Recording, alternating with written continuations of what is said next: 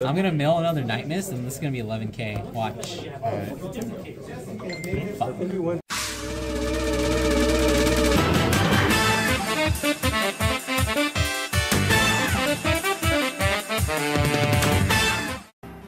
Hey everyone, this is Cardfight bringing you another history match. Today we've got two Protect clans going at it about, what is it, like 9 years or so before they actually would become that. Anyways, on the left we are going to be seeing the Kagero Nubatama, piloted by my deck tester, who is obviously very fond of the deck, and just having the ability to play it all the way back in BT2 is, I'm sure, a joy to him. Anyways, I'm actually going to be piloting Grand Blue today on the right. We've seen Grand Blue, I think, like twice on the channel already, but I believe this is my first time actually playing the deck. So I'm going to be riding into a Dancing Cutlass, putting the Guiding Zombie behind that Dancing Cutlass, and then, of course, that's going to enable to hit the Gojo, which is a very nice first ride for basically most decks at this point. Just the ability to kind of just get a free filter is very nice, but of course you do lose out on the ability to continuously use it. Anyways, we're going to be seeing a very funny play here, riding into the Wyvern Strike Tejas and attacking not my Vanguard, but the Guiding Zombie in the same column, meaning I'm going to actually lose out on my Forerunner. So now Tejas might actually prove to be kind of a pretty good card in this format. I mean, as of now, Forerunners are not that impactful, I will say. Like, Guiding Zombie, like, yeah, he took it out, but, like, who cares? Honestly, Guiding Zombie, in case you don't know, goes like Guiding Zombie's skill to, like, put itself into the soul in order to, like, mill 2 cards or something. And, like, you don't even get anything. You don't get a draw or anything. But I am actually going to be riding the Night Mist because I kind of want to try and see if I can use the skill of Night Mist, because if you have a copy of Night Mist in the drop zone, when you attack with Night Mist, he gets an extra 3k, so he's an 11k attacker, but of course that does only apply when he is on the Vanguard circle for whatever reason. Anyways, we see the Voidmaster, they're actually being ridden on the Vanguard, so we're getting a true Nubatama game here, as well as calling the other two members of the Nubatama clan, the Dreadmaster there, and the Chigasumi, using a Gojo there to discard a Dreadmaster there, and then just going to be not swinging quite yet. I do have 2 rear guards, so unfortunately in this matchup there is the risk of Nubatama just swinging into my rear guards and then it being kind of bad for me, as this Voidmaster is just going to be swinging for 14 in at my what's her face, I'm just kind of blanking on her name right now. It's not Night Shroud. Whatever. You guys know who she is. We saw her flash up. Anyways, using the Voidmaster skill there, since the attack did hit, that was a pretty good number, the 14. Oh, and I think we did see just like a random thing here. You see my deck tester discarding a bar for some reason. The reason he discards is because he thought that was the card he healed out, but if you go back and check, there was actually a different card that got healed out, and then he just discarded another card for whatever reason. I think, as you'll see in the video, it's not really going to end up mattering that much. Anyways, this Chigasumi is going to be swinging in. I don't want to have to discard another card, although I think that there is too many cards in hand now. But we are going to be swinging the other Chigasumi at my Night Mist, who is an 8k base. Definitely, you do not want to be riding into an 8k base like I did here. You probably should have gone for the Commodore Bluebud, but I wanted to put on a lot of pressure.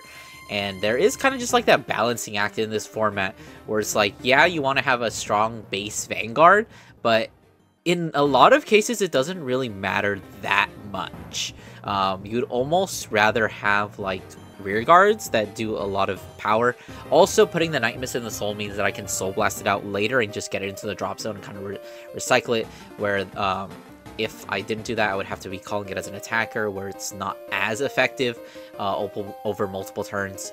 Going to be swinging the Basskirk here for a 2 to pass, flipping over that 2 to pass, being 2 critical triggers, which is going to be swinging at the Vanguard. And because this is early format, that is going to be calling for a 15k guard there. Now, Nubatama is left with just 1 card in hand, but because this is Nubatama, it has a lot of ability to kind of just come back from behind, because every single attack is not just at the rear guards, but at the Vanguard. It's also threatening, because these swings at my rear guards, I can continue to block them, but I'm going to be discarding hands. I'm going to be having to commit like 10k guards, 5k guards.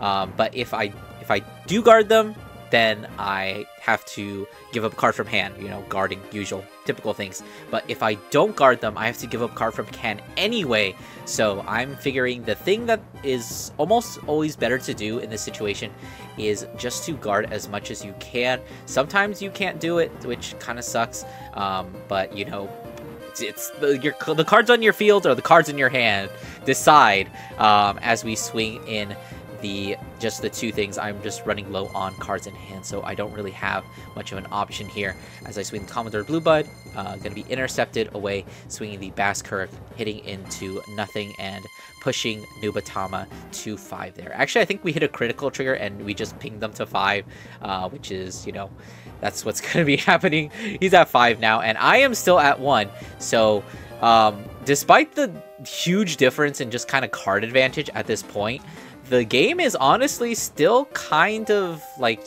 even.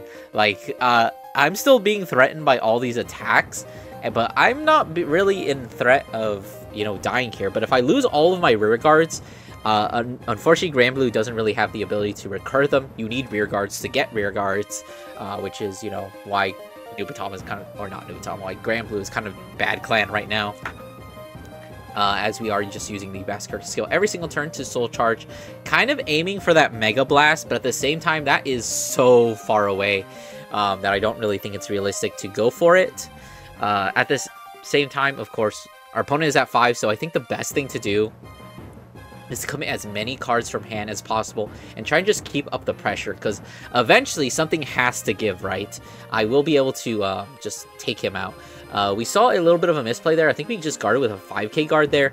Let's pretend that the bar we discarded earlier was the extra 5k that we need there. But we do see the skill of the grade 0 here being extremely annoying, since he has less cards, I believe, than me at that time. He's going to counter blast 1 and force me to discard during my own turn, which is, gosh, Nubatama is so annoying. I think they deserve to have, like, what, 5 years of no support. Yeah, definitely deserved. You got what you had coming, Nubatama. Anyways, using the Gojo skill there, I believe we discard a Nahalem. We're going to be using the Conroe skill here. I think we make a little bit of a mistake. I think I told my deck tester that you can't use Conroe's skill because you need to have a Kagero Vanguard. I actually looked this up not too long ago, and that's actually not true, which I think is kind of funny, and it makes sense because at this point in time in Vanguard's history, everything is kind of just locked behind a, you know, you have to have the same clan as the unit that's using the skill. Like Berserk Dragon, you need to have a Kagero Vanguard. Blaster Blade needs a Royal Paladin Vanguard. The Samurai Spirits need a gray and blue rearguard retired. But Conroe is only just the Forerunner ability. You just have to ride over him with a Kagero unit to pop him out. You actually don't need to have a Kagero Vanguard. But as we're going to be seeing, it's not really making a huge difference because Conroe is going to be able to boost and kind of just make the Vanguard hit. Because, you know, Voidmaster is a 9k base Vanguard. So just having that booster there is maybe a little bit more efficient. I mean, Nubatama doesn't... You don't play perfect guards because if you are on Voidmaster like we are in this instance, you can't even use Wyvern Guard Bari because he has to protect a Kagero unit. In fact, all PGs at this instance do kind of have to, you know, protect their own thing. So I'm over here. I called a Dancing Cutlass, going to be Soul Blasting out both the Samurai Spirit and the Night Mist. So my drop zone is completely set up. I would say the most amount of setup you can even do in this instance, to kind of just toolbox my field a little bit, which I'm debating whether I should or not. Like, I could wait a couple more turns. I know, like, Dancing Cutlass does actually put me back a few turns, but if I get to that Mega Blast 5, I can just call 5 free units. And you see me even calling down the PG because the PG is doing essentially nothing in my hand. It's a non-shield card, and since I'm against Nubatama, I'm probably gonna have to end up discarding it anyway. So I might as well throw it down in order to push some more damage there, as we swing for a 25 here, which is going to be a 2 to pass, because of course triggers are only 5k. And you see me hitting a stand trigger here, so that Night Mist is going to be able to swing once again, not really at a magic number because that is still just a 5k guard, and then of course this other one at a 13k Also not really a magic number. Wait a couple years, maybe a decade or so, and then those 13k swings will be much more of a magic number. Using Gojo, discarding that stand trigger, and then calling out, I believe that's just the grade 0. We kind of have to make our last stand. At long last, I've managed to grind out Nubatama. They no longer have cards in their hand, and I can finally close the game out. At least I hope I can. I'm just going to be taking this first attack because I'm thinking about using my Mega Blast for some reason, as we are going to be using the Dreadmaster skill, forcing me to discard because obviously he has no cards in hand. I'm going to be using a PG to block this Vanguard swing. I think I was just holding on to like 2 PGs there, and just 1 more card in hand. This Voidmaster can't even hit any of my Vanguard. It's going to be swinging at the rear guard for a nice number, but it doesn't really matter because, you know, Night Mist is, you know, very weak. And now with the Twin Drive, I actually have I have less cards, so I don't even have to worry about the Night Mist skill.